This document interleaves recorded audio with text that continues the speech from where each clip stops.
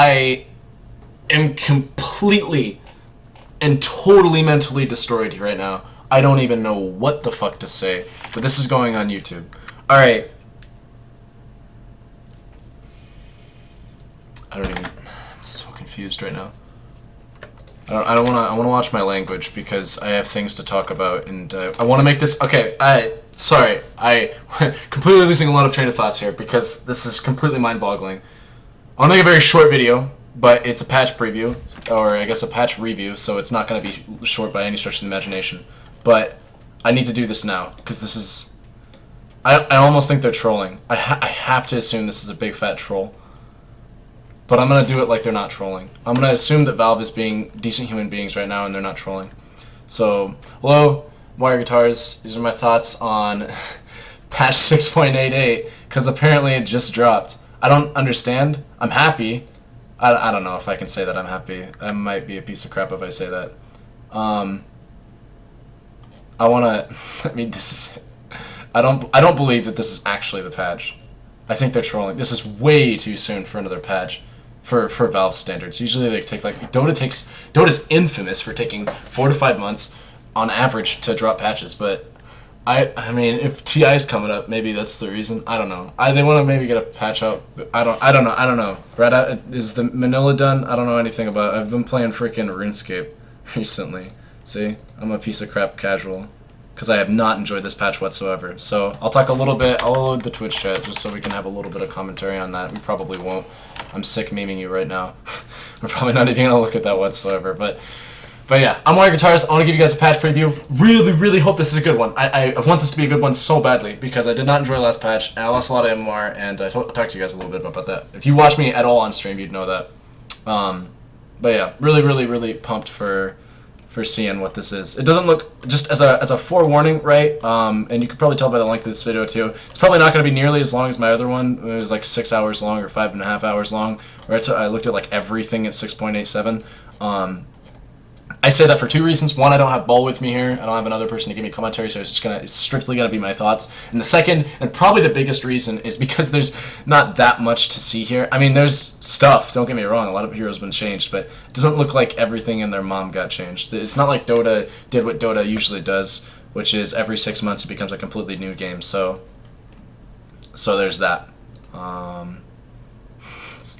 So, I do want a quick shout out to Rage here. He hit me up with these I didn't believe him at first, but he gave me the notes, so here it is, I guess. Alright.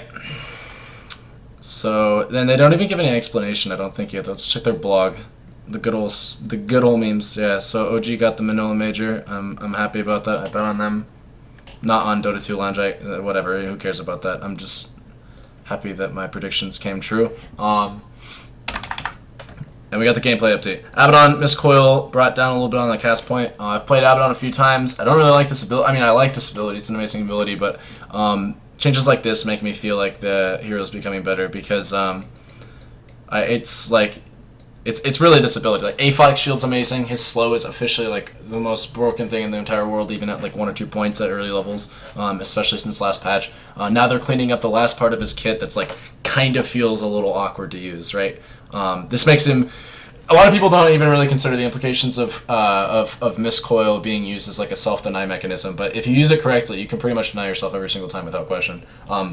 It's got a fairly low cooldown. It's not hard to believe that you would get it off twice, maybe even thrice in a fight. And making it lower cast point is the difference between having that ability to deny yourself, maybe do some extra damage, or throw out a clutch heal when you need to, etc. so forth. This ability is a great ability. It just, has a few things about it that are awkward to work around, like the mana cost and I guess the cast point, and they're trying to deal with that, and so I like to see that. Anti-Mage, mini stun duration increased a little bit. Who cares? Fuck that hero. I'm just kidding. Nice little buff to AM. I'd really like to see a tier TB buff. They did. They buffed him. All right, whatever.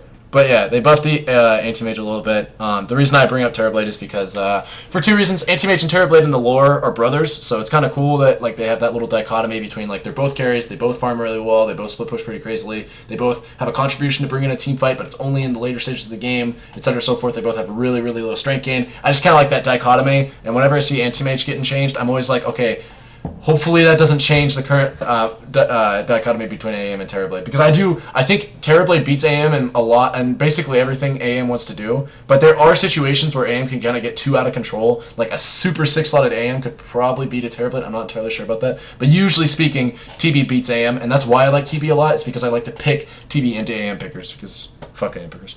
Arc Warden, not surprised at all to see this hero getting buffed. Actually kind of surprised to not see it get buffed. Him get buffed more.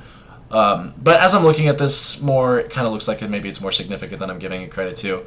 They're bringing his ulti duration back to what it used to be. I don't think it's ever going to be what it used to be. It used to be like 17 or 18 seconds, now it's 16. And you gotta consider, like, his ulti is the core mechanic of the hero, so every every second is like super big on it, you know, because that's another second you could be getting an auto attack on, or you could get that extra little what the fuck are they called? Little spirit guys. Like it's all significant. But like at lower ranks, Tempest Double has, or at lower ranks, Tempest Double has a lower cooldown, which is sick. Flux cooldown, I mean 2 seconds. What's 2 seconds? But maybe 2 seconds is great. It's a buff, right? Can't say it's a nerf. Brain Sap getting buffed just very slightly. Actually, I don't know. Brain Sap's usually what you max first, and that ability is really, really sick. So, 3 seconds off the max cast, or at the, off the level 7 there, or I guess the level 4, is pretty significant when you take into account how, like, it's pure damage. It's like 300 pure damage, and it also heals pain. So that's 3 less seconds now that you have to worry about. The uptime on the ability. That's not really an ability that has a damage over. It's not like an overtime thing. I don't know why I said uptime, but like the amount of brain saps that you'll get off in a fight is very, very likely to be 2. Probably, maybe 3. I want to say maybe 3, but like it's definitely going to be 2 now. You'll definitely get this ability off twice in a fight, and that's pretty cool. Beastmaster, Primal Roar. Not too surprising to see. This ability is like a great nuke. It's kind of feels like it's not really doing too much, but I say that, but they've nerfed him a lot throughout the patch, like throughout 6.87. Like they started off, I think, with a nerf, and then they did another nerf. Maybe they started off with nothing, and then they nerfed him, and then they nerfed him. It was one of those two. They like, nerfed him throughout 6.87, so I'm not surprised to see him nerf him kind of slightly. Now, don't get me wrong, 50 damage and then 25 damage is significant, but it's like. Usually level 6, no matter who your roar target is, that person's dead. This ability could do 0 damage, and I would still say that roar is probably going to kill a person at level 6, given the fact that you're probably going to have 2 wars up when you do it. You'll probably even have a point in wild axis. If you don't have a point in wild axis, that's just more points in inner beast that you'll be able to right-click the person down with. You may have teammates there. This hero's very powerful at level 6. Mostly it's the mana cost. Like, if they increase the mana cost on the ability, even though that's kind of awkward and that doesn't really, like, I don't like it when people do, when Valve does that, but I think that might even hit him more than what this is. I don't know. This is still, it's still a nerf, and the heal's very, very strong, so I'm not, like, surprised to see him get nerfed. I'm just kind of surprised with the direction they took this nerf. This nerf, by the way, signifies as like a nail in the coffin kind of thing. I don't think he's dead. I just think that this is Valve's way of saying, all right, we're going to pin this nerf on him, and then we're going to leave him alone. Because I don't think you can nerf Beastmaster too much more and have him remain where he is. I could be completely wrong about that, though. Don't get me wrong. When I play Beastmaster, I usually lose, because fuck me, right? Bloodseeker, Rupture damage increase, just, you know, buffs. Nothing too crazy, I don't think. These are just like flavor buffs, you know. It's like you read this and you're as a Bloodseeker picker, you piece of shit. You're probably like, oh man, I love to see more damage, more uptime on, or not up. Why do I keep saying uptime on abilities that aren't overtime? More. This is like more damage. This will change absolutely nothing. I don't think. I mean, 2 seconds at max duration, right? When you think of the level 1 implication, 5 seconds is huge. No, it doesn't matter.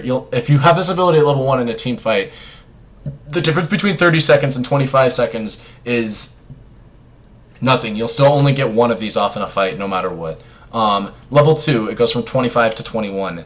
you'll still probably only get one of these off in a fight. Level 3, 20 to 17, you'll still probably only get one of these off in a fight, maybe two. And then level 4, 15 to 13, yeah, you might get two of those off in a fight more consistently, but I don't know, man. Blood Ray is an amazing ability, though, so like by far, I'd say it's his best ability outside of his ulti. Thirst is really, I mean, all these abilities are kind of cool. They have like their own practical applications, but given the context of the ability in most situations, right? It's a big fucking circle, does some pretty good damage, silences for a very, very, very long duration. You don't want to get hit by it. It's like a zoning mechanism most of the time, I've noticed, generally speaking. Even if a target's level 3 ruptured, you're going to walk out of it because getting hit by that silence is so critical.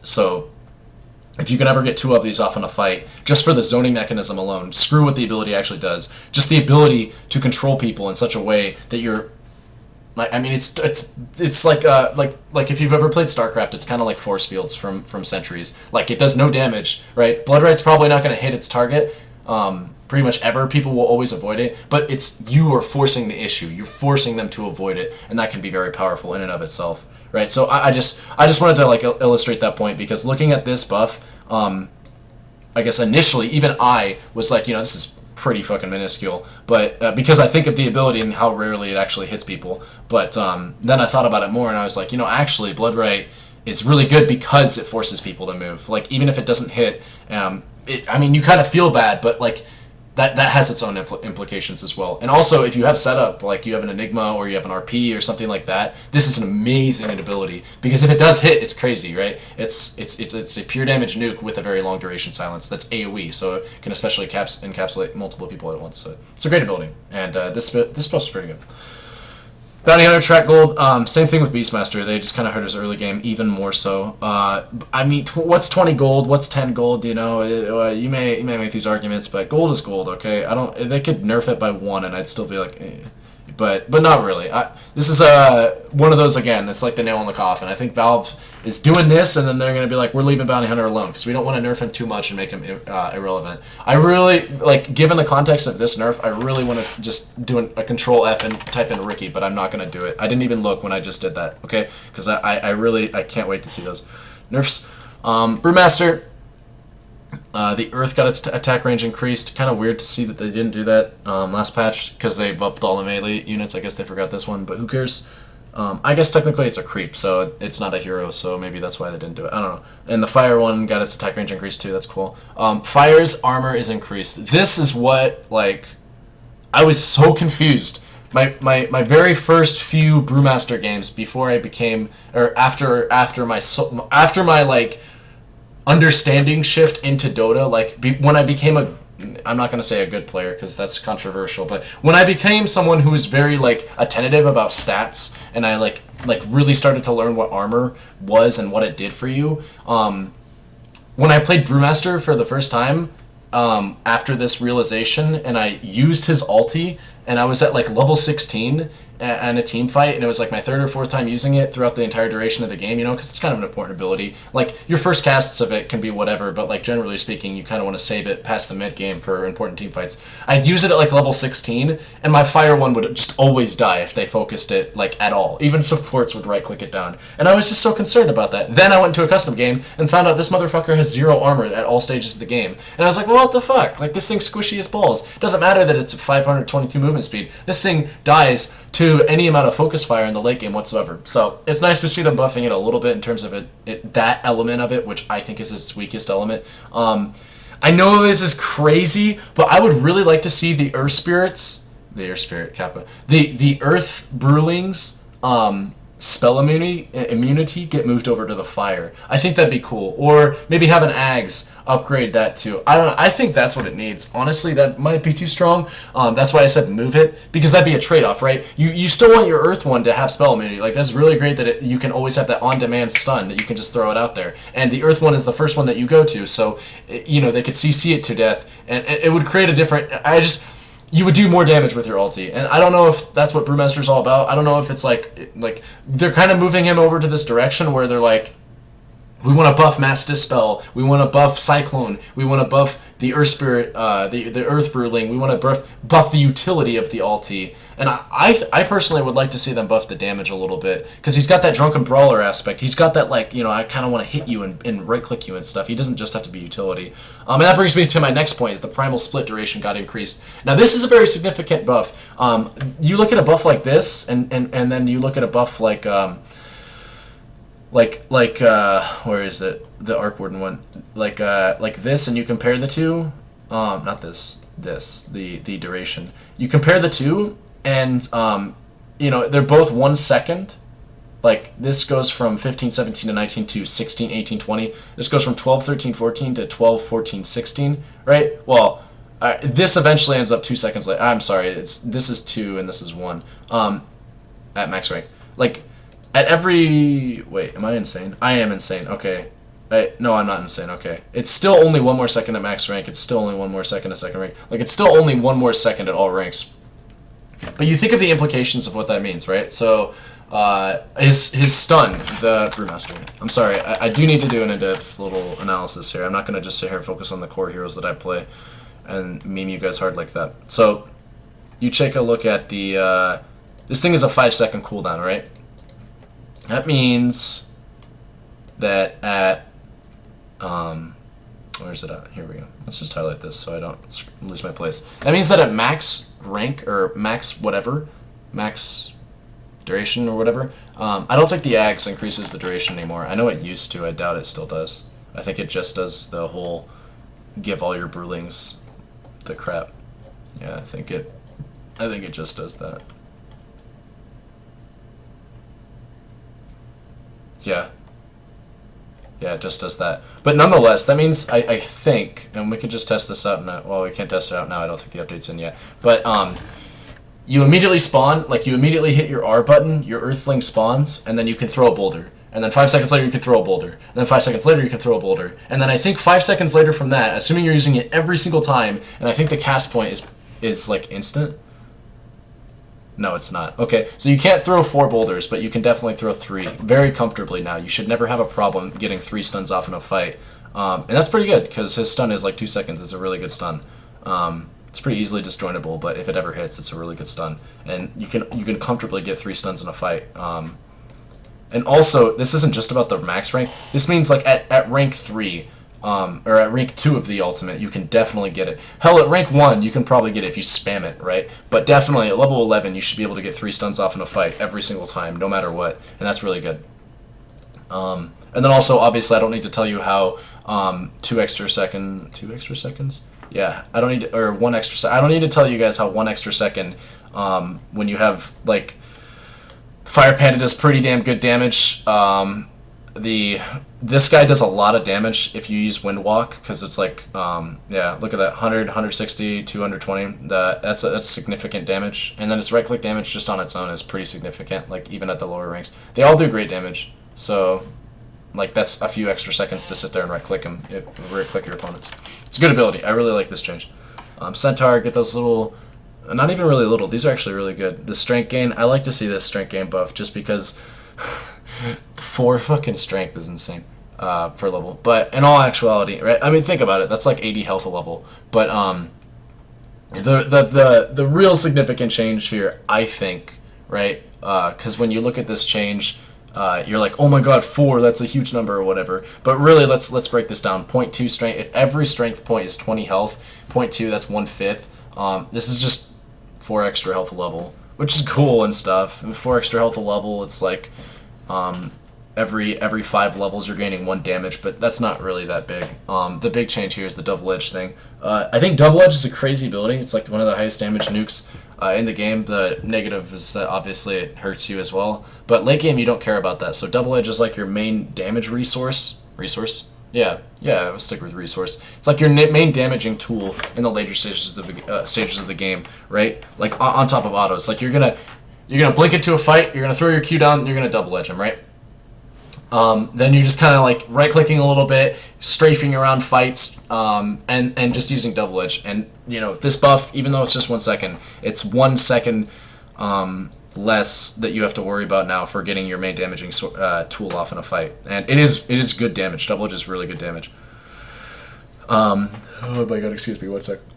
Phantasm, holy shit, they finally... I swear Valve watches my stream, or like Ice Frog watches my stream, because they made already 2, maybe technically even 3 changes, because I'm looking at their spirit change, that I've been telling them that they need to do for the longest freaking time. Oh my fucking god.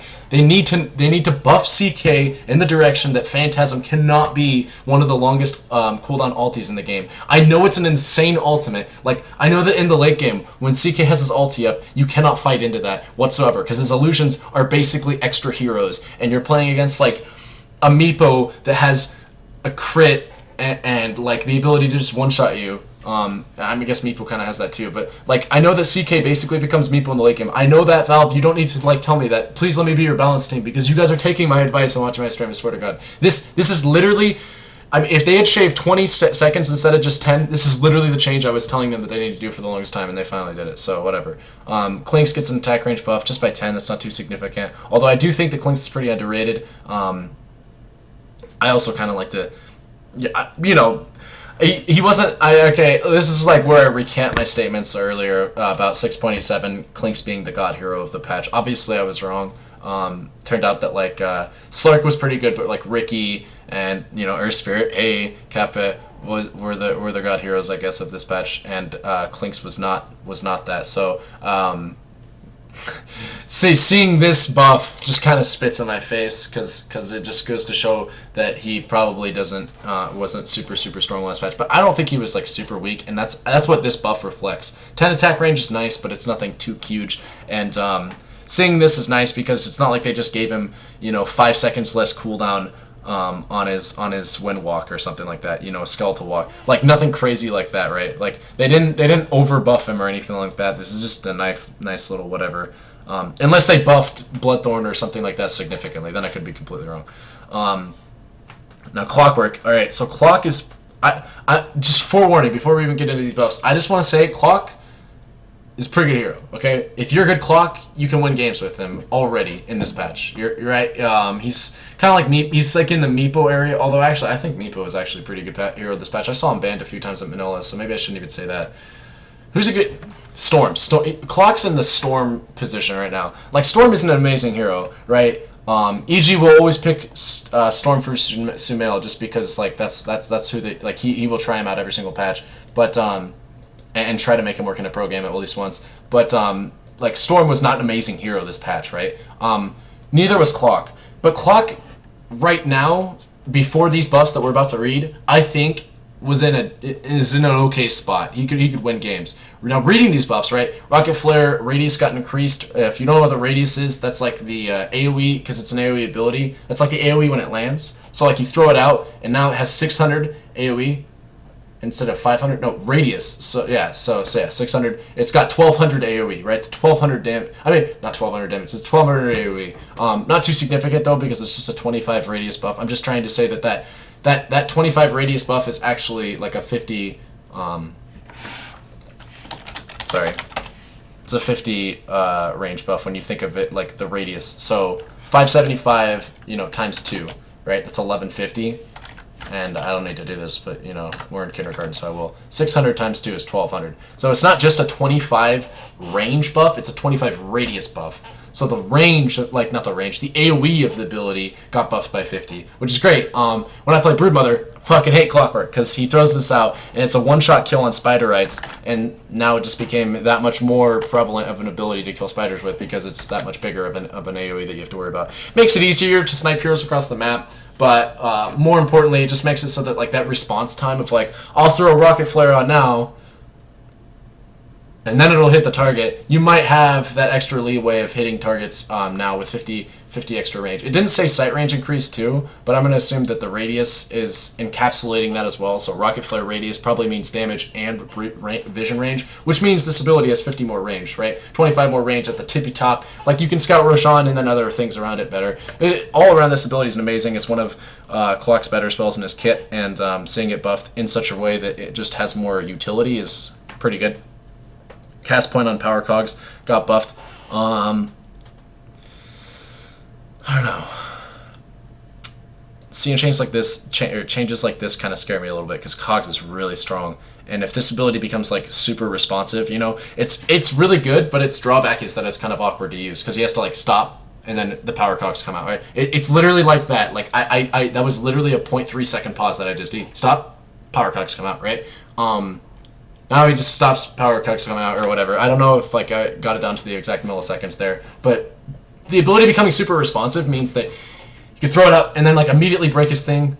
Or not immediately, he throws it out immediately and then breaks his thing and runs away. Like, that just becomes so much more fluid, and he can better, basically he can better use it. This doesn't change his ulti initiation whatsoever. When he ults somebody, it stuns it anyways, or stuns that person anyways. So I guess you could argue, oh, it makes it so the cogs come up quicker and it encapsulates everybody and keeps them out of the range quicker. That's true, but I think where buffs like these really shine, and the buff past it, where the radius got increased, even if only by 15, buffs like these really shine when he's trying to make sick juke plays, right? Like he's going to that stairwell, you know what he's gonna do when you're chasing him. You're like, oh my god, it's the clockwork player. He's just gonna use cogs when I'm on the stairwell, so I'll get really close to him and he won't be able to block me out. As you get close, he can respond to that 0.1 second, even though it's 1/10 of a second, right? It's a literal, it's literally 10 milliseconds of a change, but those kinds of changes that make the hero more fluid, that make you, as a player of that hero, especially if you played him when he didn't have this change, just makes everything more smooth and crisp, and you know, it irons the hero out into such a way that like you could almost call this a quality of life change, except it's not. It's an obvious buff, but it's really comfortable to get these kinds of changes, and on heroes, this is usually what I like to see. When Slark, if you can think back to when did he get buffed or nerfed? I mean, sorry. When remember when Fate's Edict had or Diabolic Edict? Sorry, what's Fate's Edict? Oh, that's Oracle. Kappa. Remember when Diabolic Edict had a yeah. Okay, I played him in 6.74. That's so long ago, when this ability didn't even have a cast time. Cast point, whatever. And then they nerfed him so hard. Now as a... Yeah. Okay, I read this wrong originally, but then okay. Yeah, they nerfed him so hard. This was the nerf that took him completely out of competitive. Look, he was so strong, like 6.74, like literally 12 patches ago, or 13 patches ago now, right? I don't know. 14, whatever. He was so, like, in 6.74, he was insanely strong. Picked so often as a, gosh, they played him support back then. I hated these days. But this nerf right here took him straight out of competitive, right? And then, you know, nerfs like these also, I mean, it didn't even really, like, this was actually more of a buff than anything else. They increased agonyms, and then they nerfed it. Like, right after this nerf came out, they took away 100 off his night vision, but then they gave him, they immediately made the cast point more comfortable, because this was huge, 0.7 seconds. Cast times are huge in Dota, and that's all I'm really trying to illustrate with that change right there. I know I was kind of like long-winded, but yeah, cast times are huge in Dota, and any sort of nerf that nerfs the cast point of an ability is actually a much more significant nerf than you should consider it.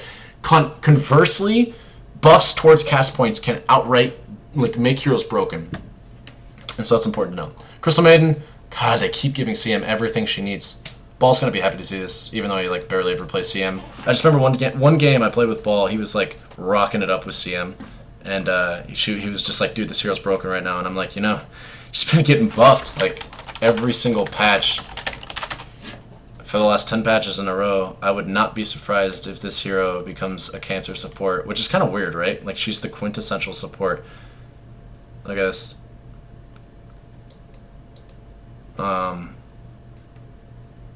This was okay. So this is like, or wait, what?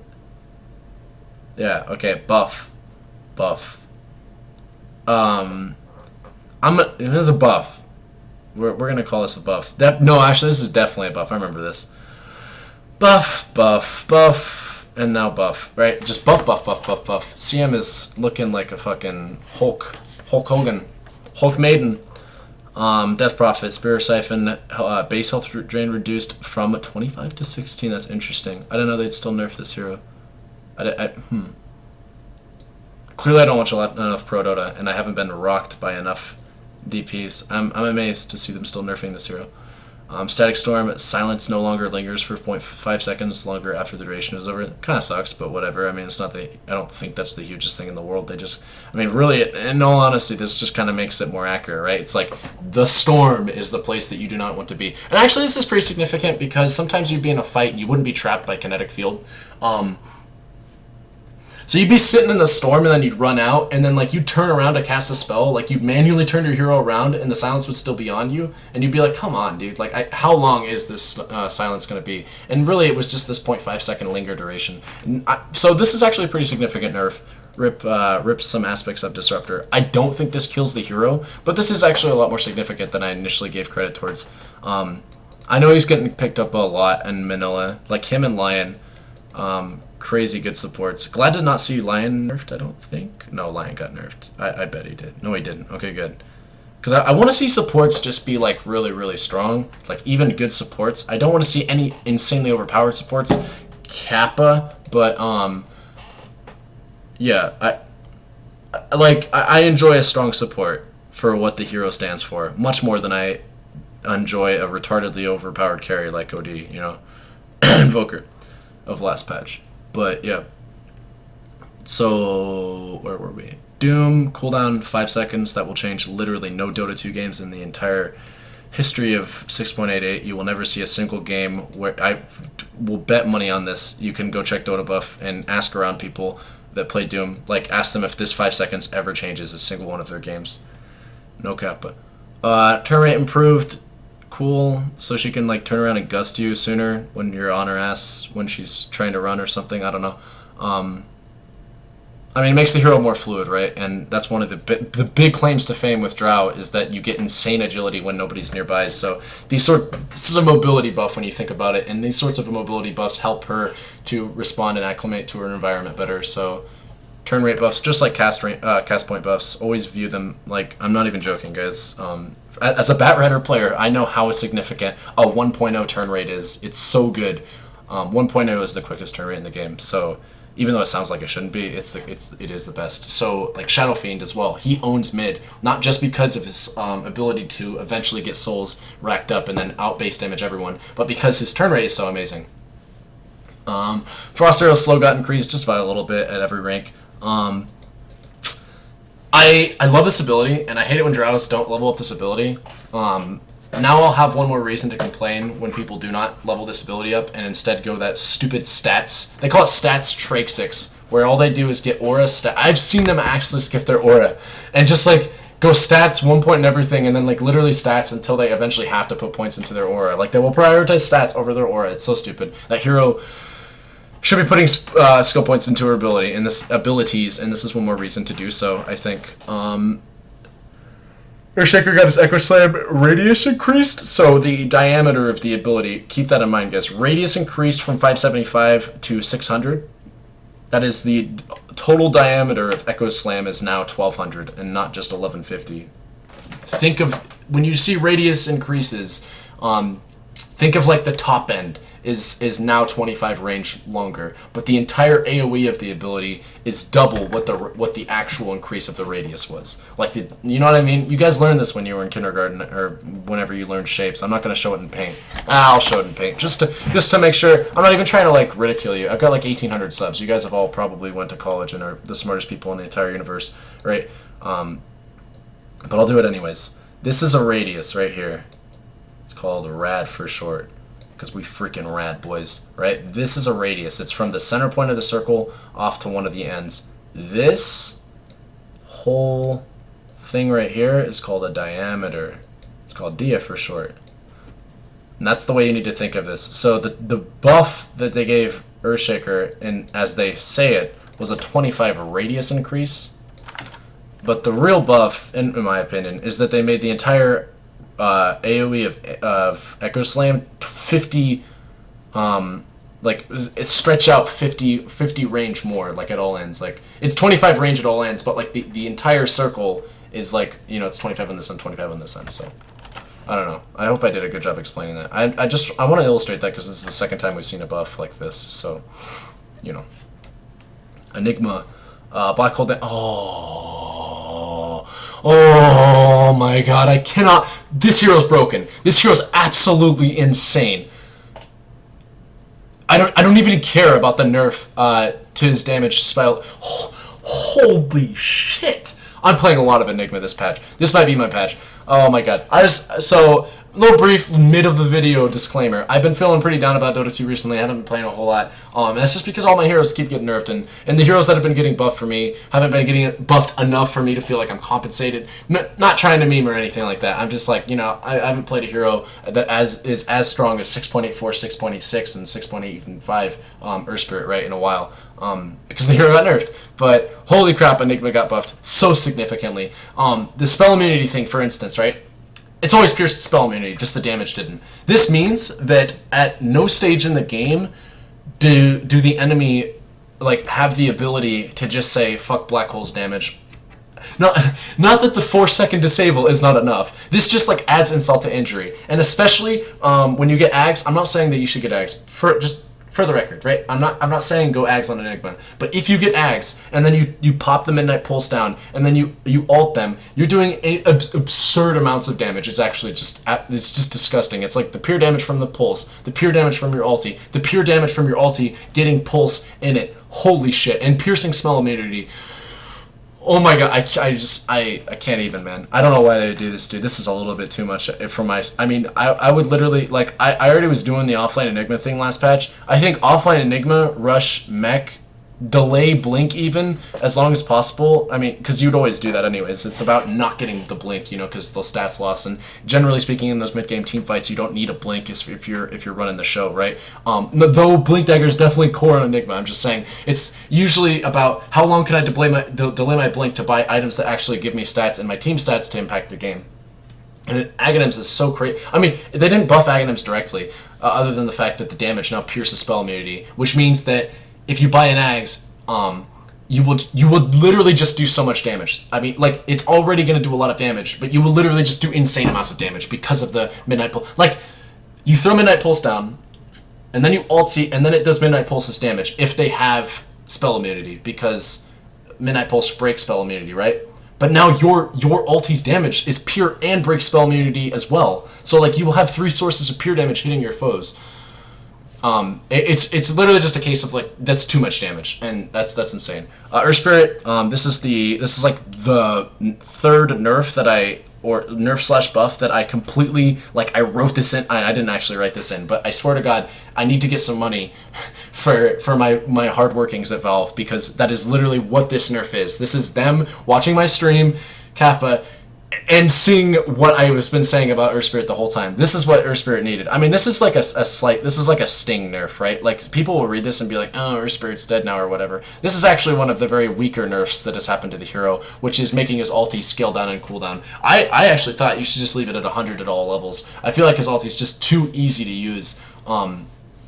And just not care. Like, level 6 ulti, who cares? 80-second cooldown, fuck it, man. I'll throw it out, I'll use a few stones, I'll go back to base afterwards, and I'll almost be up, you know? Because it's a damage over time thing. It's like you're getting your impact off, like, you use it, and then it starts its bomb, and you know, you do your things, and then, like, after that whole fight is skirmish, or that skirmish is gone, like, it's already at 20 seconds, or it's already at, like, 60 seconds remaining on the cooldown. Like, 20 seconds has gone by, and then you go back to base, and you heal up and shit like that, and then boom, your ulti's up again by the time you get back in the lane. So this is gonna make it so that you have to think and use your ulti in more impactful ways, which is nice.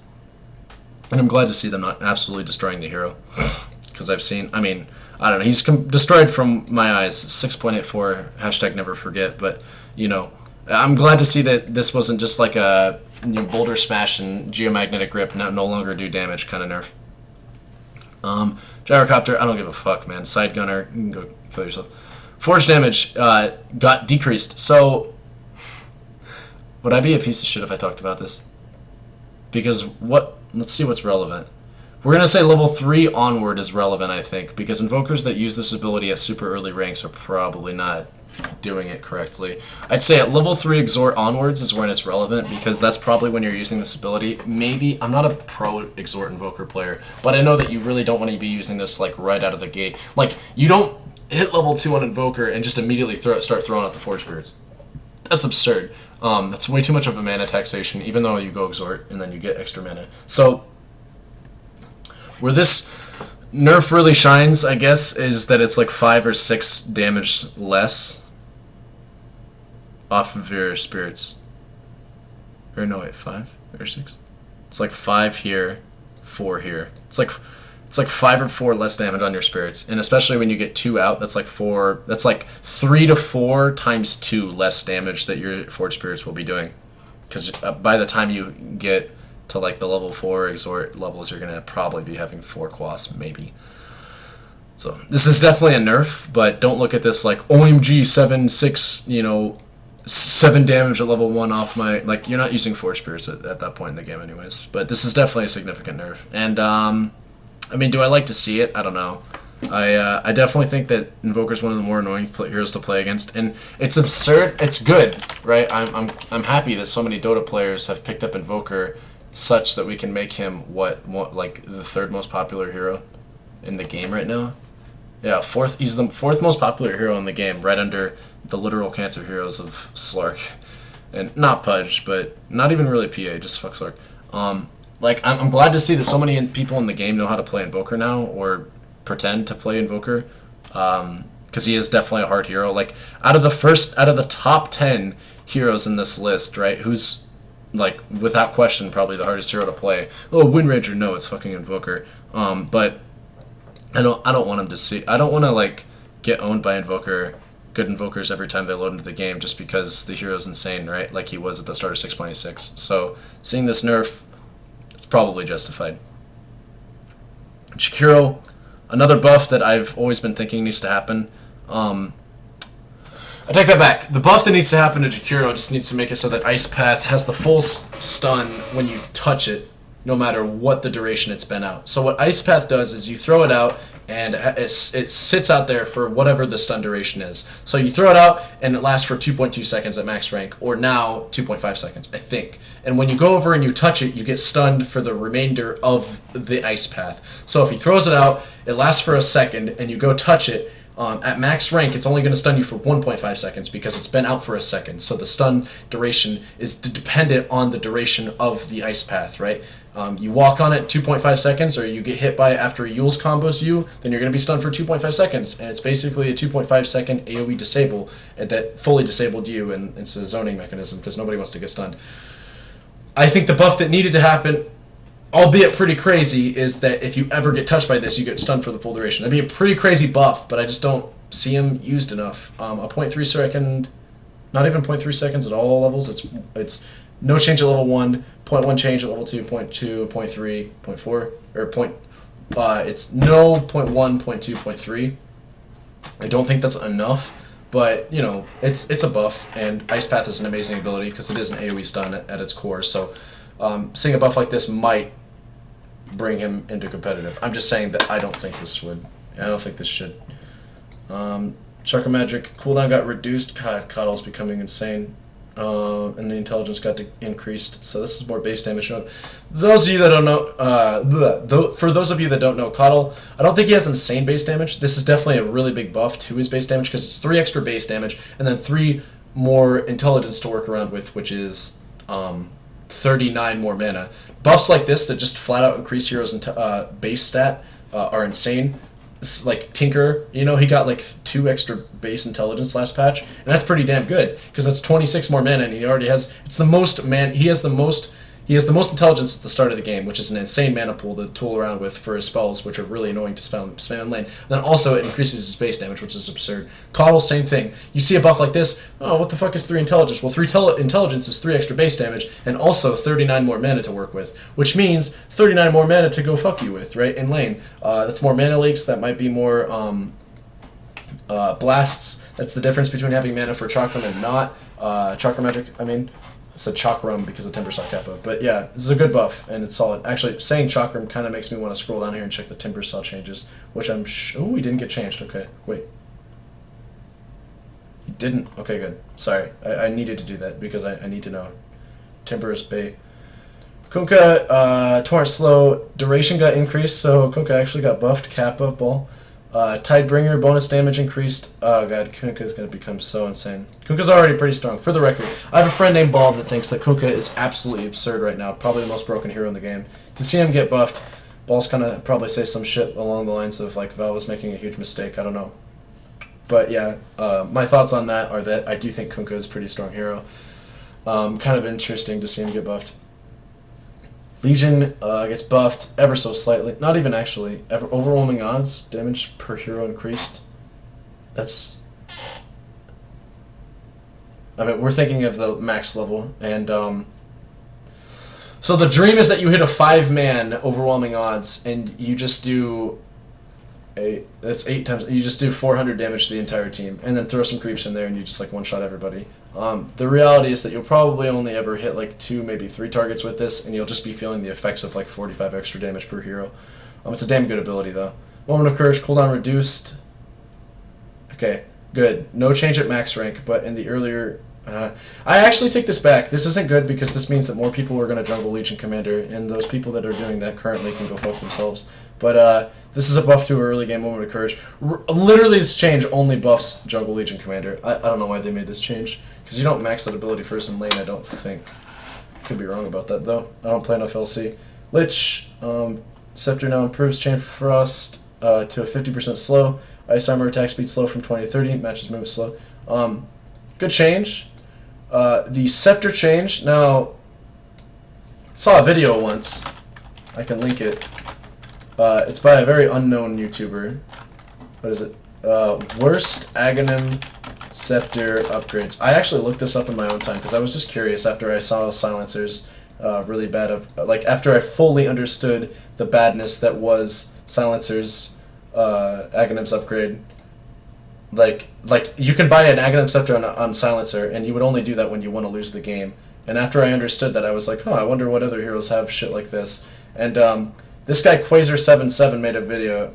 I'm basically just giving him free promotion, so Kappa. No, I'm just kidding. Copyright infringement. Please don't kill me. This guy made a video talking about the worst Aghanim upgrades that he thought, and he's sitting here talking about Phoenix, and then he just goes on like a 2-minute diatribe about how Lich is terrible.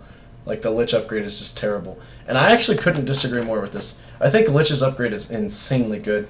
Like, the bounce limit thing and the cooldown is super sick. I think it actually makes the mana more manageable. I'm not entirely sure about that. Don't quote me on that. What am I looking at?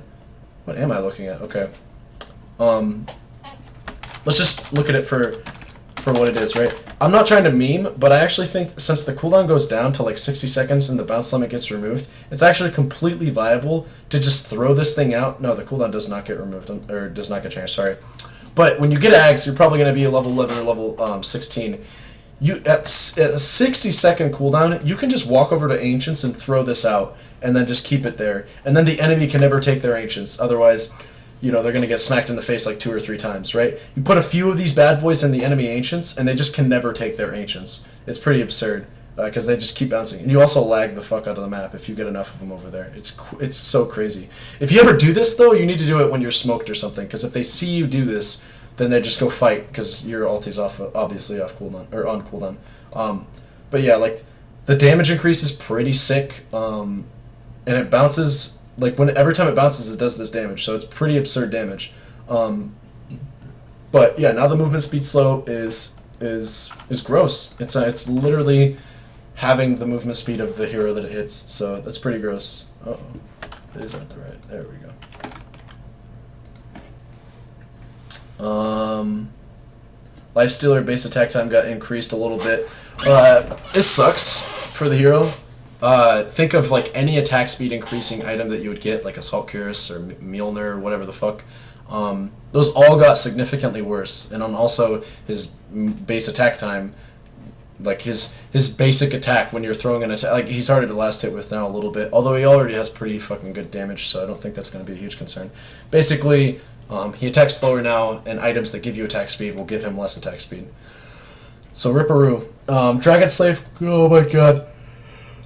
I'm sorry. Lena, it's like 2:21 a.m. Cut me some slack. Dragon Slave cooldown released by half a second. That will change 0 games. I'm just kidding. That could be kind of significant because, it is one of her main damaging tools, and those early game team fights in 0.5 seconds is 0.5 seconds. It's half a second. So take that for what it is. Probably not too big of a change, though. Lucid Beam stun duration increased yet again, so I think it's officially in her movement speed got increased. Okay, this is exactly what I thought. Okay. Alright, so she's Enchantress, except super tanky.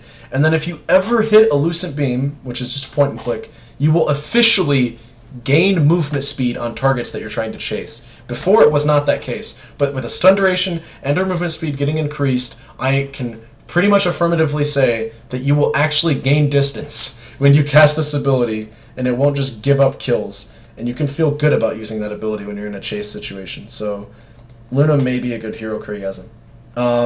Strength gain increased. Now, Magnus was a weird breed. Magnus, I think PA is the same way. Sorry, I think I had congestion. Yeah, okay, never mind. I was going to say, before this patch change, he used to be like one of the few heroes that had 100th stat increases. So most heroes have like 2.5, 1.6. Magnus had 1.65, and he used to have 2.85, right? Or 7.5. Now he's got 2.9. And that's the biggest buff, is that they're making him more of a fit-in as opposed to a standout. So Magnus is officially the cool kid in middle school. But in actuality, this is 0.15 in extra strength. That's like 4 extra health a level. Not too big of a change there. The Empower Cleave radius increased, AoE thing that we talked about. So whatever. Medusa intelligence gain increase. Okay, alright. Let's talk about Medusa for a second, boys. So Medusa's stat growth is like one of the worst in the game, I think. When we're talking about her survivability, I don't give a fuck about her agility, right? Her agility is actually her strongest one. And before this patch, her other stat growths were absolutely abysmal. She actually has respectable agility and intelligence growth now, as opposed to just agility. The reason this is actually significant for 2 things. Medusa would favor more a buff to her intelligence growth than she would her strength growth. And this is because her intelligence is literally more health. It's worth more health. Her mana is worth more health to her as a hero than her strength is. Because every point of mana absorbs 2.5 damage, which is more than what health usually absorbs, which is just 1. And it absorbs damage before any damage reduction takes place, including damage block or reduction from spells, but I don't think it does that for armor. So, this is damage reduction, I believe, does not account for armor, which means when you get super tanky on Medusa and you have all this armor, you basically just, it's like your effective health pool just gets like doubled or tripled by your mana. Like you look at your health and then you look at your mana, you have like 1,500 health, or 2,000 if you have a Scotty, and then you have like 1,500 mana, so you actually have like 3,000 health on top of your 2,500, and if they don't have any mana drain, then you just win the game outright, because that's how Medusa would work. It's an insane, it's like every point of mana is insane, and seeing buffs like this are Craigasm, because that's what she wants. She wants mana. Meepo, Geostrike damage per second increased. Ooh, this is really good. Alright, so they nerfed this a while back, and now they're just like completely reverting the nerf. So this is good because it's a lot of fucking damage, right? It stacks with every Meepo, and it's 8 damage extra at max rank, which means with 2 Meepos, that's 16 damage. With 3 Meepos, that's 24. 5 Meepos, which is max you can have, you're just getting 40 extra damage per second. Another way you could think of this is if I have 5 Meepos beating on you, that is literally, at this point in time, not like this was back in last batch, at this point in time, I'm doing 200 damage per second. On top of them, like, right-click, it's insane. This is gross buff. Gross buff, Volva. You're going to have another Meepo patch on your end if you keep buffing them like this. Morphling Hybrid cooldown literally will change 0 games, but this buff, holy shit. Alright, they just want heroes to have insane stat growth. So the power creep is absurd. Morphling has by far the highest agility growth in the game right now at 3.7. That's crazy. I want to call this a Terrorblade nerf, because rip when that hero used to have the highest agility growth in the game. I wish Terrorblade would just have 4 agility per level, but I don't think they're going to buff him anymore. But this is a sick buff.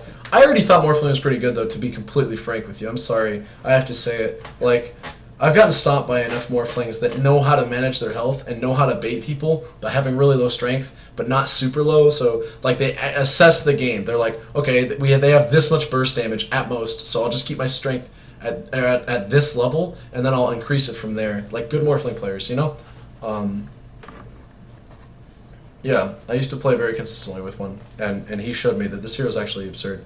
So, I don't know, I'm kind of concerned. The hybrid, whatever, fuck the hybrid buff. I'm talking about that agility growth. It's crazy, even though it's just 0.3. It's still, like, super good attack speed. Naga gets a 0.2, so basically she gets the whole, the 4 health a level treatment. That's super cool, whatever, it's Naga Siren. Necro, Heartstopper Ore reduced in its range of effectivity, if you will, but then increased in its damage at max rank, right? This isn't like... All this is going to do is spawn more bad Necro builds, because Necros are going to max this shit out first over Death Pulse now. But in actuality, I think this is a buff. It kind of hurts his lane presence a little bit, just because a good Necro will know to max Death Pulse first, and you only keep this at 1 level. So it means that when people go in for last hits and they immediately back off, they can probably get out of the range, which is how you're supposed to play against a Necro.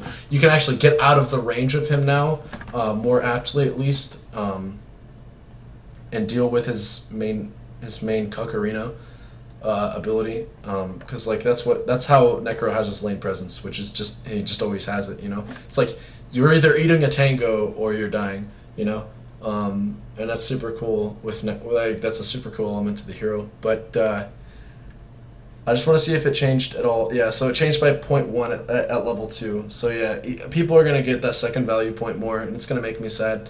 Because the play with Necro is you save this ability for last, usually. I don't know if this buff changes his build, but if I ever see somebody max this ability first, like I have seen before, I will instantly report them, because for feeding, more no less, for griefing, because that's a troll build. But, like in all seriousness, this is a good buff to his late game damage, I won't lie, because in the middle of a team fight, the difference between this ability having 300 extra range versus 0.3% extra HP removal, which is pure damage, which can't be reduced, I think it's a no-brainer for me. I'd prefer that 0.3% extra pure damage to pretty much everybody in a team fight anyways. Like 900 range is still pretty significant. Nyx gets a 5 movement speed buff. Who cares? Ignite mana cost. I guess I should just say this does help his offlane a bit. I think starting like Windlace is becoming so good on offlaners now, and now Nyx can start a Windlace and basically have like 325 movement speed. And he already has his base health regen, which is absurd anyways. So you start this, a tango, a few mangoes, and you're so Gucci. Like, that's super cool. And then later on, you can just change that Windlace into like a... I don't know, you have a lot of options. I don't mind Yules personally on Nyx, but I would probably get it after Blink. Just don't go Dagon, please, because that shit is trash. Ogre Magi, Ignite. Actually, I take that back. Dagon's not terrible. Just... whatever. Ogre Magi. Ignite mana cost got reduced. Ooh, this is... What? What the fuck? Interval increased from 0.4 to 0.5. Okay, alright. So this is pretty crazy. So Ignite's insane now. Get like 1 clarity, like a few mangoes, and you will have free Ignites for days. Max ability probably first, like you always used to, kind of. Multicast interval increased. What that means is the interval in between the little numbers coming up, like you stun them, and then it goes multicast, it goes ×1, ×2, ×3, ×4, like just like that, like every half second now. It's a buff to the hero. Don't think that that's not, because that means that when you stun people, the interval that for multicast is the extra stun duration. I'll look this up for you. Aren't you guys so happy that I know so much about Dota? I've dedicated my life to this game. I better know these things. Says it... No, it says it on Fire Blast, probably. This is how much damage a Fire Blast does, right? Before reductions, and how long it stuns on each level. So if it gets a 2x multicast, it doesn't stun for only... what's it say? 1.5. It stuns for 1.9, right? And the reason that is because of that cast interval. See, it's 0.4 seconds. Or it was 0.4 seconds. They haven't updated this. Maybe I should edit it. I'll do that maybe after this video, Keppa. But when they update it, this will actually say, instead of 1.5, it'll say 2.0. So it's a half. Basically, you're getting half an extra second on your stuns for this buff. instead of 0.4, which is what it used to. So it's a 0.1 second increase on each of your stuns when you land them. So like when you land them, basically on each of your multicasts. So if you get a 4.0 multicast instead of 2.7, it will be a 3-second stun now, which is basically a whole extra half second. So the only half second comes in at the 4x level. You know, does that make sense? I hope that makes sense. This is a pretty good buff though, right? It used to be 4 times 4, 4, 8, right? Is that how it 1.5 and then you hit a 4 1? I think that does quad. I'm probably speaking gibberish right now. Just let me think about this for a second. 1.5 and then you'd add 0.4 onto that from there. So that's 1 is 1.9, 2.3, 2.7. Holy brain farts. 2, 3, 4. Right? It's 1.6 is 4.4 times 4 is 1.6. And if you add 1.6 onto 1.5,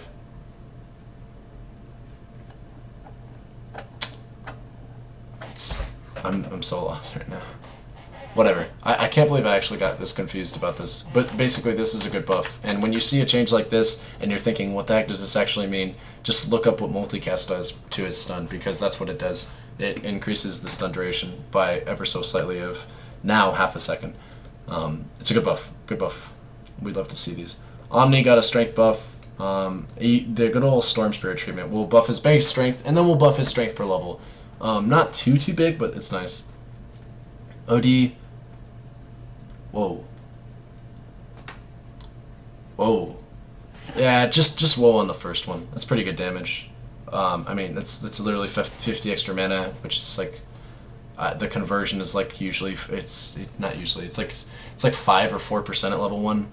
So, you know, like 5 extra damage or 5% of 50 is like 2.5. I don't know. You know, it's good though. Like it increases your base mana pool. That's the big thing. I think that you're working with is you get more nukes out, and that was like the big nerf that hurt him last patch was, well, that, and then I guess Astral Imprisonment really sucked too. The nerf on that was like, you know, now you have to be melee range if you want to cast the ability, but another big nerf was that Arcane Orb just costs way too much mana to use now in the early game, so you have to hit that late game monster stage. And then also like the drums change. Like, there's a lot of nerfs that hit this hero, but this was one of them. And they're kind of giving him back some of his lane presence. I honestly don't think this will change too much, though. I'd be surprised if the hero's good. He just got hit so hard last match. Oracle Purifying Flames got a cast range increase. I'm actually just baffled that they're buffing this hero, but whatever. Oracle's so good right now, guys. Please play him. Learn him. He's not that hard, I promise you. Phantom Strike can now target spell allies, or heroes rather, not just allies. So if you don't know, Phantom Strike is not her Q. Her Q is Stifling Dagger. Phantom Strike is the W. And I think her Q can already go through Magic Immune. I could be incorrect about this. It does physical damage, so I wouldn't be surprised if it can. Whoops, what am I doing? Phantom is going to obviously bring up so many things.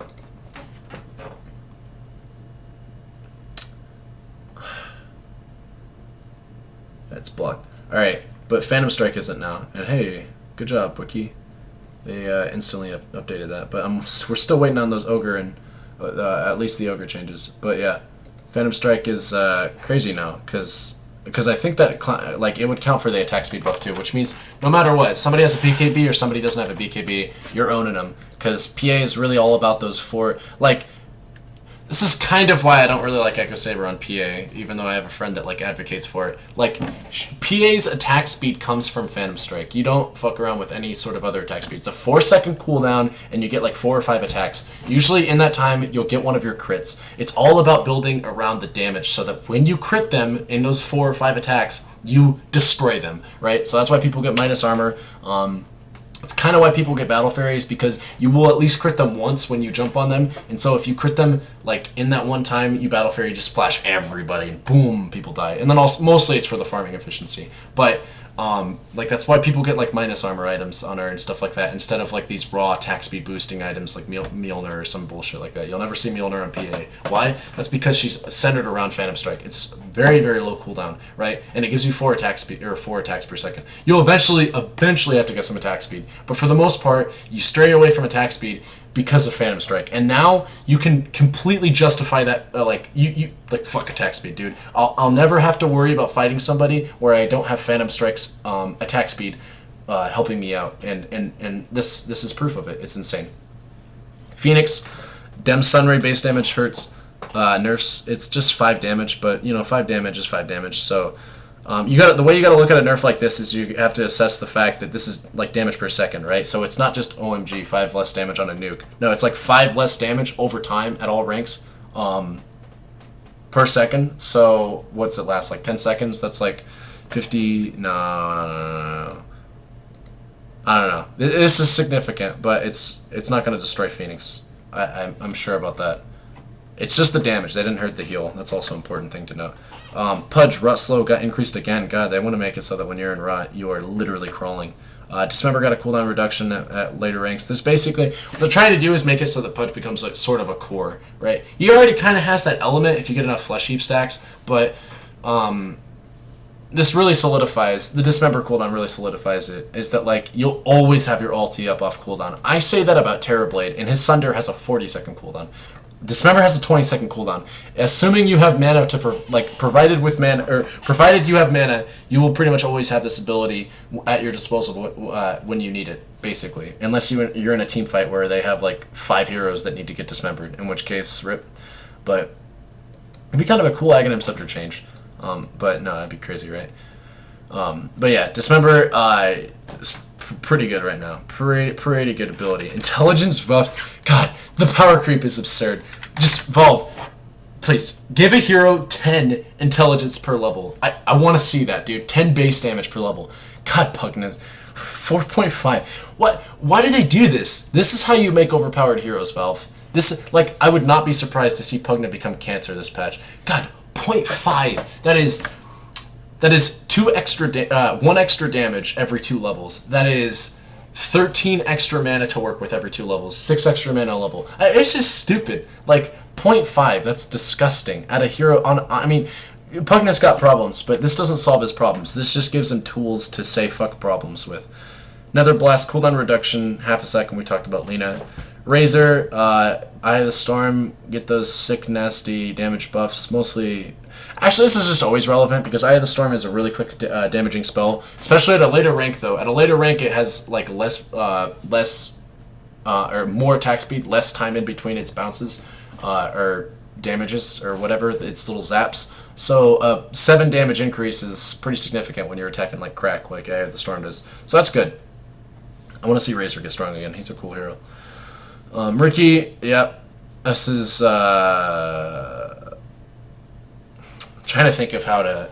All right, so in case let's review this as we need to. Riki, before I even click this button, I know he has like one of the worst intelligence growths in the game at like 1.1, 1.3. Still pretty fucking bad. So, and I've played a bit of roam support Riki. Okay, I tried the shit that makes him good, right? And my verdict is that he really hurts for mana. When you get the invisibility, you level it up and stuff, but once you get Blink Strike and once you get Smoke Screen, excuse me, I'm so sorry. Once you get Blink and once you get Smoke Screen, you start to have problems. You run into this issue where it's like, man, like I just don't have mana for all these abilities, and it's nerfs like these that make it really really more prevalent that you'll have mana problems on this hero. Yeah, kind of glad to see this buff because the hero was absurdly strong. Played a game last night with some guy in my game that went like Vanguard first on Terrorblade because he was tilted that he was playing against a Riki, and maybe that wasn't the only reason, but whatever. He was on my team and we lost, and I was like, dude, you can never build Vanguard on Terrorblade. What are you doing? And he's like, I'm sorry, man. I just hate Riki so much. And I reported him because that's just griefing. I didn't really report him, but goddamn, Riki makes Riki makes people really mad to play against, and not seeing the hero as much is going to be nice, just because of nerfs like these, although he's still probably pretty strong. Epicenter got a cooldown reduction, earlier ranks, that's nice. Strength increased by literally 1, we don't even want to really talk about that too much, but, whatever, you can use the ability. This is kind of like the Enigma change, a little bit. Of last patch, not this patch. Enigma is absurd right now, but this change just kind of makes it so that Like, you can use the ability... It's kind of like the opposite of the Earth Spirit thing. It's like you can use the ability more liberally now and not have to worry about, like, literally waiting 3 minutes to be able to use the ability again. Oh, it's not literally 3 minutes. It's 20 seconds off. But still. It's a pretty long cooldown. It's 40 seconds off. Who am I kidding? 180 seconds is 3 minutes. But still. So, Shadow Demon, Disruptor, Illusion Increase. Again.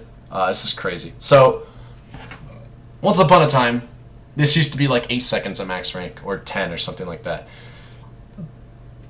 This has gained like 5 seconds in duration at max rank. Disruption is actually just crazy now. Like, the illusions that you create with it, you may as well just be able to cast Disruption again and keep your 2 illusions up permanently. I wonder if you could do that. I know you can cast on illusions, so... What's the cooldown? 16. Oh, dude.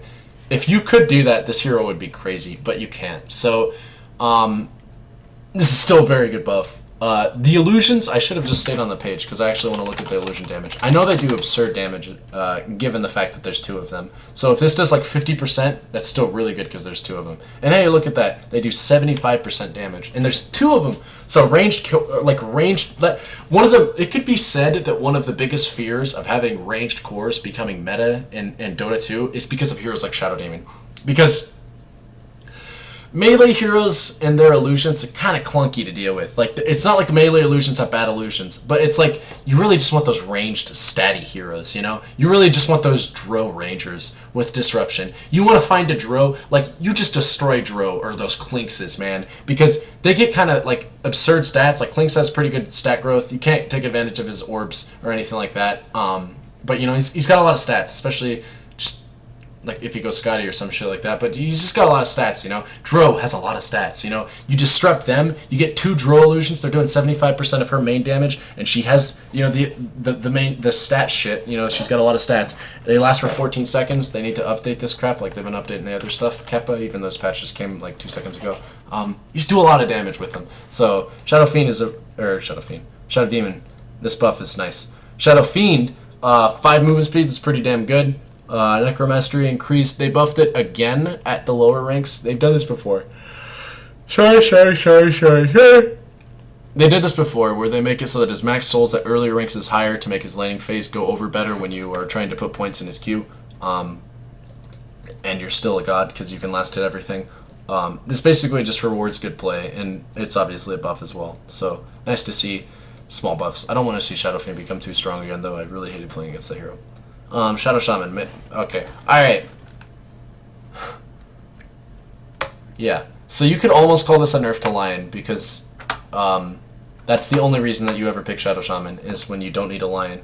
But you don't really want to pick Shadow Shaman because he's kind of bad. Like, Ball said it best when I was talking to him about on the Manila Major. I was like, so tell me about the dichotomy between Shadow Shaman and Lion, because those 2 heroes are like nearly identical in what they provide to a team, except one just provides more of what the other doesn't, right? So they both have a lot of CC.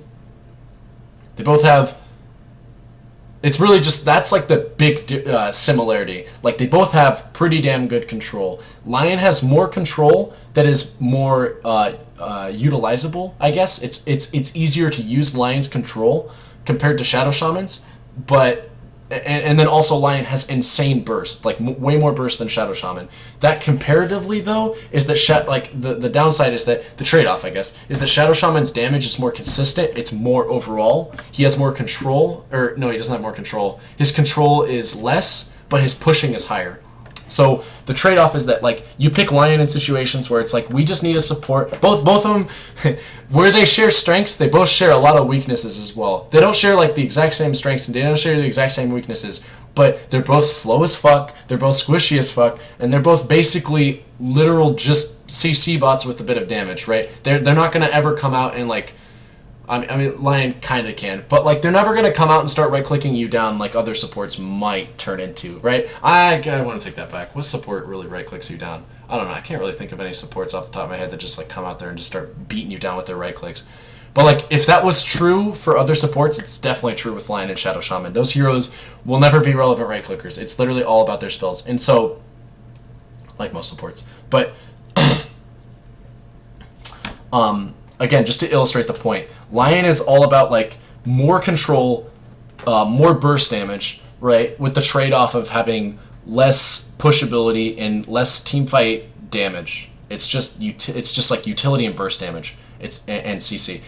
Lion is literally utility, burst damage, and CC. Shadow Shaman is literally just sustained damage, more of it, and then pushing power. And that's the reason that you pick one over the other. Is like you mold your team around that. It's like, do we need more pushing? Do we need more damage? Or do we need more CC? Do we need more utility? Do we need more burst? You know? And this buff to Shadow Shaman, because Shadow Shaman was weaker than Lion, is putting him more in line with Lion's strength, but not his strengths, if you catch my drift. I think I did a really good job explaining that. If you're a good player, I don't want to rip. If you understand supports, you understood what I just said verbatim. Like, I think I said that really well. If I can sit here and toot my own horn. Silencer gets literally 6 agility base. That's absurd. I can't believe they did this. Actually, I can, because this isn't his base stat. But if this was, you could best believe this we would have another 6.82 or 3 jug where they just gave him 6 extra agility at level 1. But Silencer isn't an agility hero. He's an intelligence hero. This is still really good, though, because this is 1 extra armor. This is 6 extra attack speed. It's pretty good. Silencer has really good agility growth, too. He's like got one of the best stat growths in the entire game. So, excuse me. Great buff. Want to see more. Concussive shot. That is his W. It's the slow. I didn't even know this ability had an AoE. You're kidding me. Can we type in SYM? Or wait, no, it'd have to be SWM. Oh, please don't load porn. This is a YouTube video, damn it. Skywrath Mage. Nope. Sexy white man. Alright. Dragonus. I just want to confirm something. Because maybe concussive isn't his W. I'm pretty sure it is. Alright, it is. And I just... I never knew this ability had an AoE. Like, it doesn't even say it does.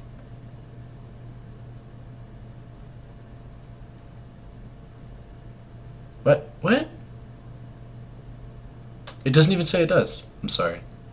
Give me a second. Impact AoE. What? Oh, damage and slow radius. Okay. Okay, yeah. So, alright. This is like one of the smallest buffs known to man, because if I didn't know it had an AoE, that probably means I've very rarely seen it actually hit its AoE. But, I mean, it's a buff nonetheless, right? 50, that's a 50 damage AoE, or a 50 diameter AoE. It's a 50 range increase. It's not like that 50 but really 100. This is 50 because the impact AoE got increased. So the overall circle just got 50 units bigger, which isn't too huge. Pass damage got reduced very significantly at max rank. Crazy. And I like how they hit pounce too.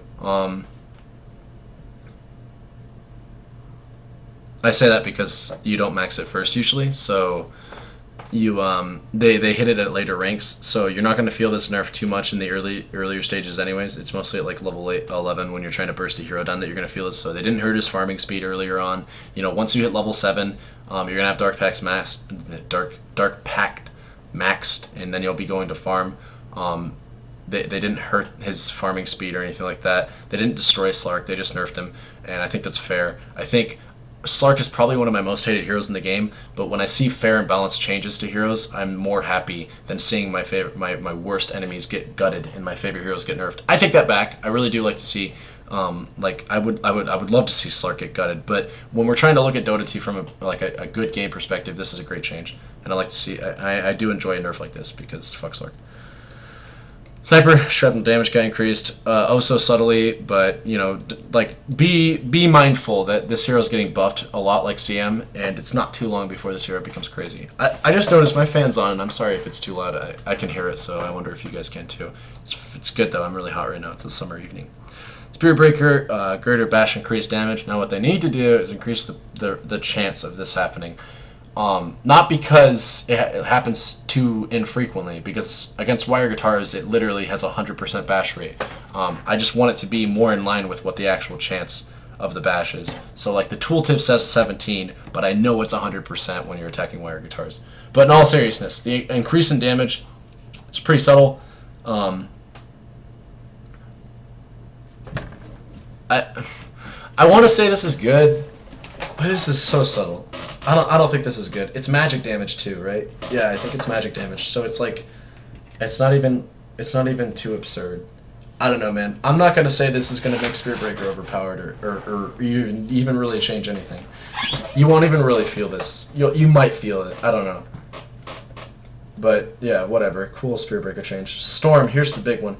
Overload got a damage increase. This is pretty good, right? For a super good reason. We'll talk about it. And the AoE got increased.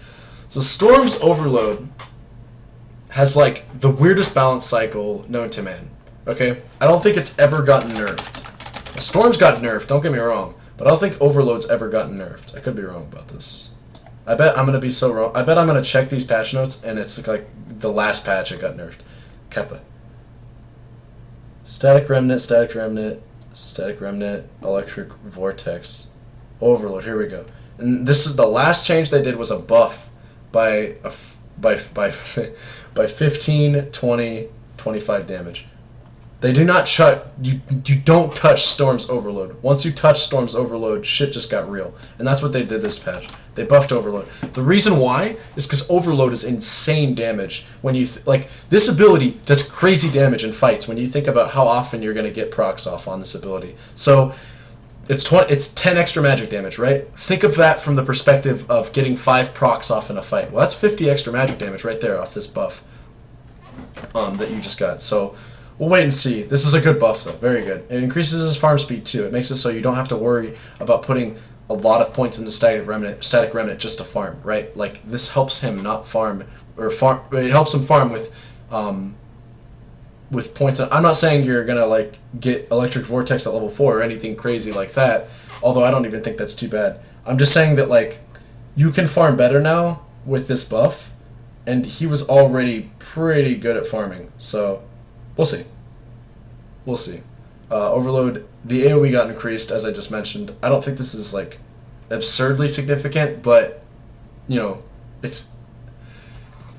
I guess we'll see how much 25 range can do compared to what 50 range can do, right? Like, if either of these heroes are cancer, we can blame it on the AoE increase.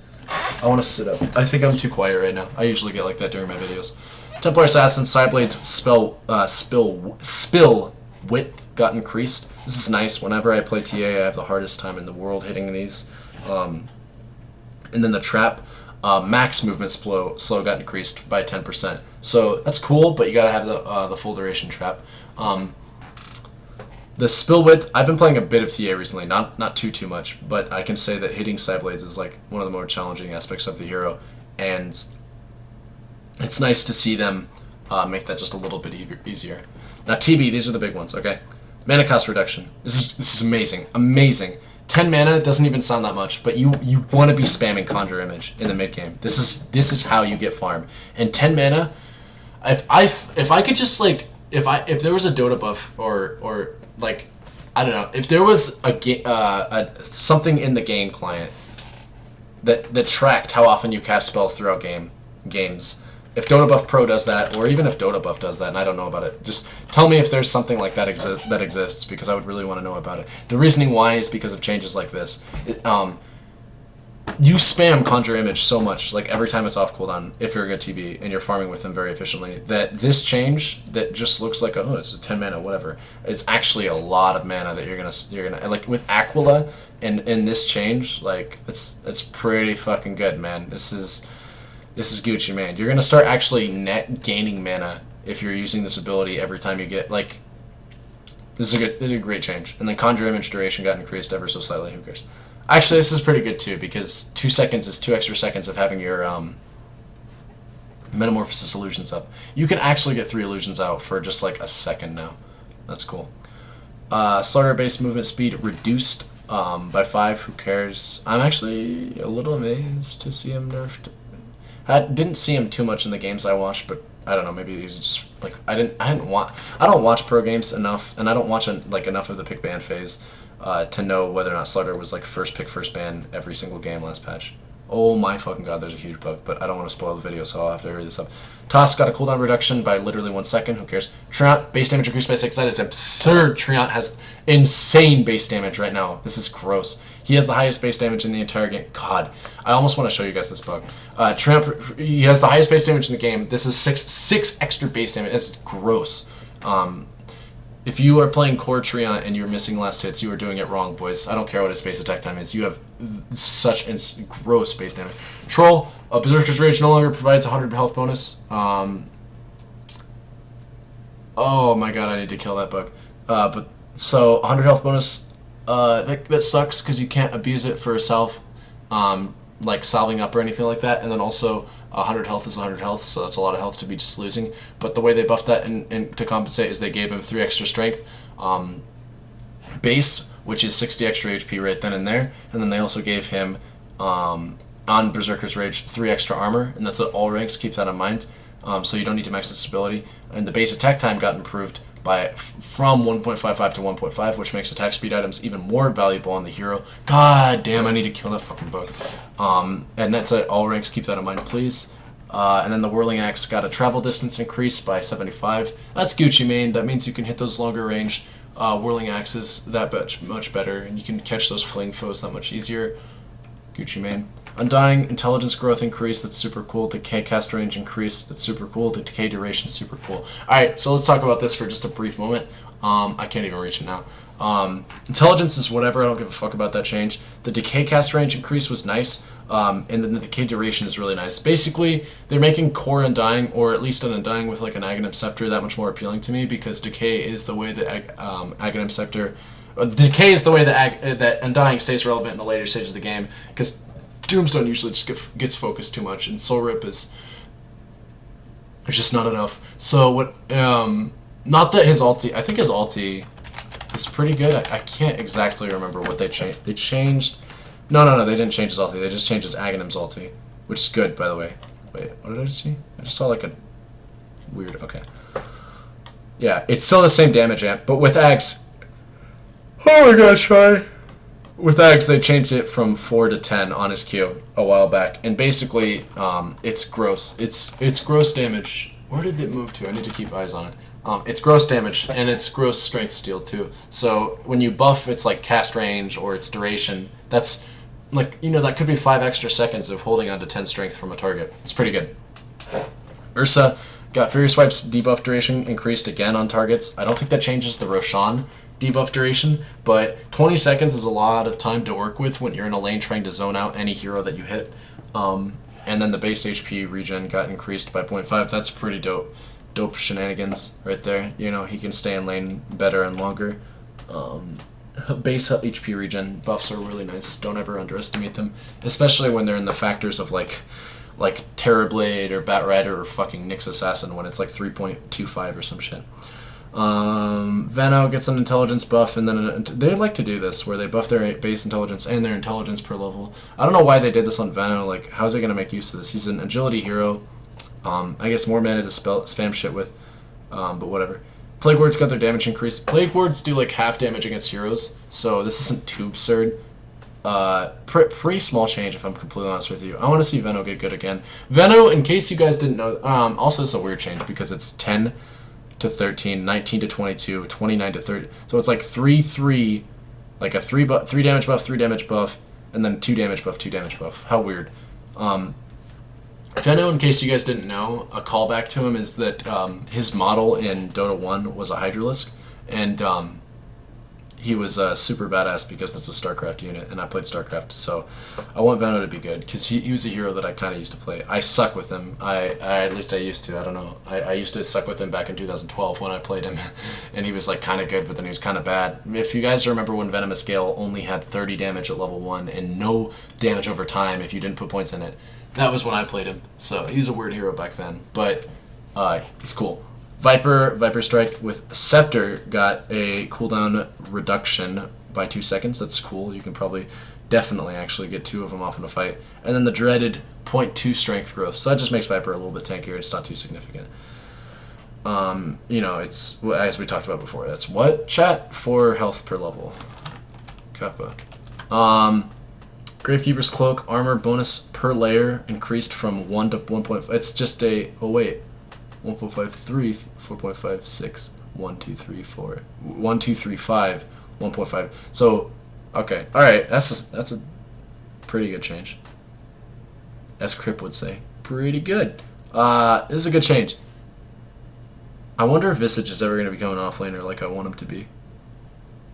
Which buffs like these that really help him do that. But we'll see. I mean, his defensive stats are like terrible without Gravekeeper's Cloak stacks up, so, and he's really slow, so I doubt it, but it's a nice buff. Just make him a little bit tankier. Winter's Curse got a cooldown reduction that's nice. Here we go. God damn. Can we just talk about this for a second? Warlock Dota 2. Alright, Crystal Maiden's been buffed like every patch for the last 10 patches. Warlock's been getting buffed since the dawn of time. And I know this because I'm a Warlock player, alright? With like a 50% win rate, thank you very much. Let's just... I want to find a nerf. And then and then we can talk about all the buffs that have happened to this hero in a row. We still haven't found a nerf. Okay, this is a nerf when they changed it from 20 to 65. And then this is probably a nerf, reduced the cooldown, yeah. Then they gave him one Aghanim Scepter. Alright, we can probably call this a nerf. Ags was a nice buff, but this is probably a nerf. Or no, okay. This is a nerf. This is objectively speaking a nerf. No, wait. No. Even this could be considered a buff. And this is probably a buff. This is definitely a buff. Buff. Right? Yeah, buff. Or 6.7. Some of you guys don't even know what Dota was like back then. Buff. All these fucking buffs. They're gonna keep buffing this hero until people pick him up in pro games. That's really what it comes down to. And I'm not talking as like a situational counter pick to Enigma. They want this hero to be... So there's archetypes for supports. I'm not going to get into too many. I talked about Lion, I talked about Shadow Shaman. They're both in about the same archetype, but they have different characteristics to them. You have like strong pushing supports, and we're talking pose 5s, right? We're talking position 5s here. Warlock as a position 5 support is weak in about everything that you want him to do, right? He has an AoE slow, right? And it's crippling, but it's not a stun, and it's not a silence, you know? And that really hurts the hero because you really want that. The only stun he has is attached to his ulti, and it's a mini stun. And it does pierce spell immunity, but it's like a mini stun. And it doesn't have any burst damage associated with it. So already we have a slow that does no damage, an ulti that does no damage. Where does the damage come from, Warlock? He has none. He has no burst damage, and he has no hard CC. He's like... So then you think in your mind, oh, no burst damage, no hard CC. Well, does he at least have amazing support abilities in the sense of like healing and shielding allies? Nope, he's got to heal over time. And it's amazing, but it's a heal over time. It's like his ability, and when you look into his abilities, they're actually absurd. They're just crazy. Like golems are crazy. They do absurd damage. They do even more damage. Like you have all this damage associated with them. They help with pushes. They deal damage to towers. They don't do extra damage to towers, and that's what they need to change about him. If Valve makes Warlock's ulti have 150% extra damage to towers. On his golems, they need to wire me money because I've been saying this for the longest time. But nonetheless, because what I'm saying is mostly true here. Like they just like he's so weak when you look at him compared to most other supports in just a baseline. Like, oh, does he have a stun or a silence? Nope, but he's got a slow. Oh, does he have an amazing heal? Well, he has a heal over time. Oh, does he have, you know, some sort of... does he have, like, amazing burst damage? Nope. He's got a pretty good damage over time, though. It's like, But then you look at his abilities and you're like, well, no, he has an amazing heal. It's just over time. It's an amazing heal, though. And it's like, no, dude, he's amazing slow, but it's over time, and it's just a slow. It's, you know, it's AoE, and it lasts forever, but, you know, it's just a slow. You know, that's what Warlock is in, right? That's the position he's in, and that's the way people look at him, I think. He's still an amazing hero, though, for solo queue. Like, you'll never feel the fact that this hero is a weak hero in solo queue because he's just so strong with his abilities. Weaver gets a base damage increase. I'm pretty sure that Weaver's base damage as a ranged hero is higher than like almost every melee hero besides Treant Protector right now. Like, and that's saying something because most ranged heroes have shitty base damage. But this is a nice buff. Very nice buff. Wind Ranger, cooldown, reduction on wind run by 1 second, that's cool. Wisp, tether, movement speed bonus reduced again, just by 1% though. Wraith King with Fire Blast, damage increase, it's an overtime ability. 15 damage over time, and it lasts for 2 seconds, so that's 30 extra damage when you have this ability max, so that's pretty cool. So you just got Arc Lightning cooldown reduction to help offset some of the nerfs. Armlets, cost increase on its recipe just by 50 gold. It's not going to be like, it's not going to be that item that you can get in 2 seconds. You know, it's going to cost 50 extra gold, so that's 1 extra last day. Bloodthorn, they did buff Bloodthorn, so Kappa about those Clinks buffs. Butterfly Agility, this, thank you so much, Dota gods. It's like the 5th buff that I predicted. I've been saying this for a while. Butterfly needs to do more as an item. That's why it's weak. It's why it's considered weak as an item. This is a great buff. 5. It seems so bad, but 5 agility is not 5 extra damage. It's 5 agility, so it's 5 extra attack speed as well. It's so good. I love to see buffs like these. Stat buffs are the best. That are like main stat buffs are the best. Do not upgrade damage. Upgrade stats, and that's damage. You know, it systematizes items into certain hero archetypes because, like, you know, strength heroes won't want to buy this item as much as like an agility hero is going to buy, and this buff only circumvents that, not circumvents, this buff only supports that statement. But when you're looking at this item as like a, do we ever even really want strength heroes buying a Butterfly anyways? I mean, that'd be creative and unique, but really, it's fucking Butterfly. That needs to be good on agility carries, and it's not doing that well. This is the buff that helps it do that well. Crimson Guard, reduction, and its cooldown. They've changed this so many times. They need to make this like 20 seconds if you want anybody to buy it. I'm just kidding, but fuck, dude. Like, do something, Volvo, because this item is trash. Dragonlance, strength and agility reduced by 1. Good. Attack range bonus increased by 10.